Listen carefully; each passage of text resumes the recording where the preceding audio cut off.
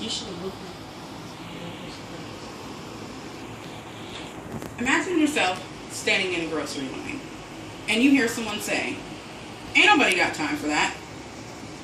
What is this you're hearing?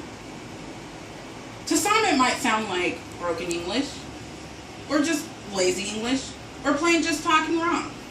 What this person was trying to say in standard English is, "I do not have time for that." This is also known as African vernacular. Some also know it as Ebonics, but for the sake of this speech, I will refer to this as Ebonics.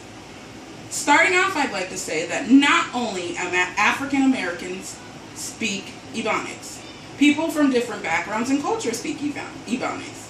I myself, being African American, Native American, and white, can read, write, and understand Ebonics. And I know that at least one person in this crowd can relate to someone either speaking or understanding Ebonics, or hearing someone speak Ebonics and being totally confused. Some might think, well, isn't this just lazy English? Well, starting off, I'd like to tell you that it's not. It's a proven fact that Ebonics is a dialect of English.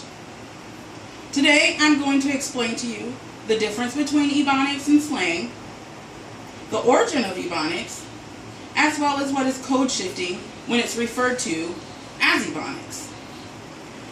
The difference between Ebonics and slang, according to John Rickford, when he wrote an article in Discovery magazine, is Ebonics is a distinctive, unique variety of a dialect of English.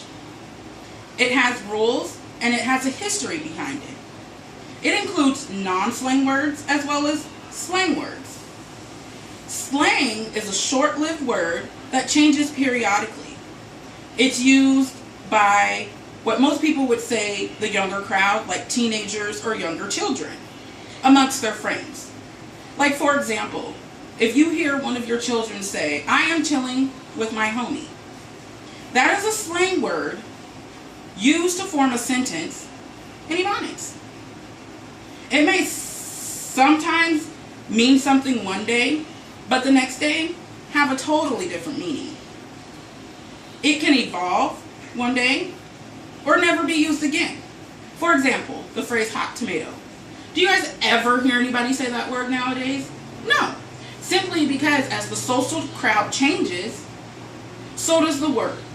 The environment changes, the slang will change. Now, let's talk about the origin of Ebonics. It's not really fully known, and there is kind of a disagreement and an agreement about where Ebonics originated from. However, Rickford suggests that it is from the African descent, somehow, some way. When slaves came over from Africa, they didn't understand the language, they didn't understand English. They had to have a way to communicate with their slave owners and to communicate with one another, because some might have been from South Africa, some might have been from Zimbabwe. So they had to have a way to communicate with one another. Some believe that it's a fusion of one language and another language, like English and African, which would be called Creole. What they disagree about is, because of the pronunciation and the grammar, some might think that it's a language, some might think it's a dialect.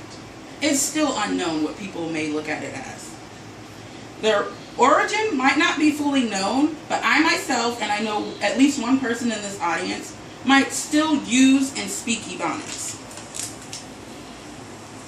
Whether it's in a public setting, or at work, or somewhere else. However, most people probably wouldn't use it in a working setting. And this goes on to what the term of code shifting is. Code shifting, when it's related to Ebonics, is being able to transition from one dialect of English to another dialect of English. But you do it very smoothly. Author Spears appeared in a movie called The Story of English on Black and White. He says that 60% of African Americans speak Ebonics, but, however, can switch from talking Ebonics with their friends and family to going to speak standard American English at work or in a professional environment.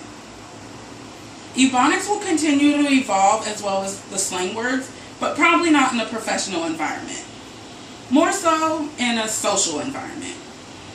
This is simply because Ebonics is a dialect of English used by many Americans here in the United States.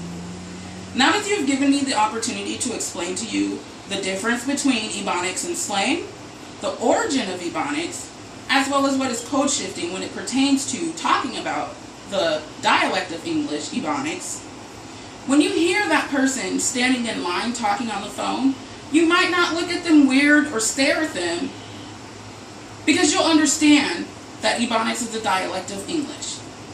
Thank you.